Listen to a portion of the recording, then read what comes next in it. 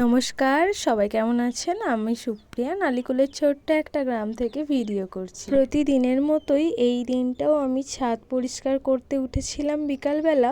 তাই ভাবলাম তোমাদের সঙ্গেই এই ভিডিওটা শেয়ার করে ফেলি। অন্য সবাইয়েরই মতো কিন্তু আমারও ছাদ খুব ফেভারিট। তাই ছাদটা অপরিষ্কার দেখে আমি কিন্তু পরিষ্কার করছিলাম। ছাদ পরিষ্কার করা হয়ে গেলে আমার ফুলবাগানের গাছগুলোকে একটুখানি জল দিয়ে নিচ্ছিলাম।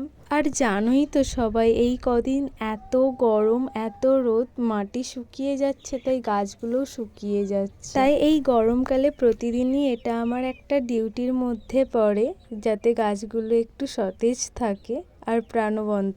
আমাদের ঘরের এই একটাই জায়গা আছে যেইখানে বলতে গেলে আমি প্রায় সবসময়ই থাকি কারণে অকারণে। তাই এই জায়গাটা পরিষ্কার করতে আমার তো খুবই ভালো লাগে, আর আমি চাইছি যে নতুন নতুন আরও গাছ বসাতে।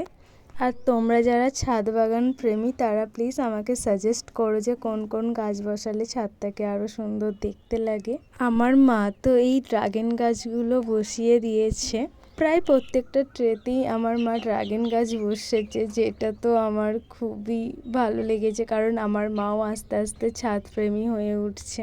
আর আমাদের ছাদে এটাই হচ্ছে সব থেকে বড় ড্রাগন গাছ, যেটা কোনোদিনই ফল পায়নি। কিভাবে পাবো জানিও না। মজার বিষয় হচ্ছে যে এই ফুল গাছগুলো রাত্রিবেলা এত সুন্দর লাগে, আর গাছ ভর্তি ভর্তি ফুল। তো তোমরা কমেন্টে জানাও এই ফুল গাছটার নাম কি।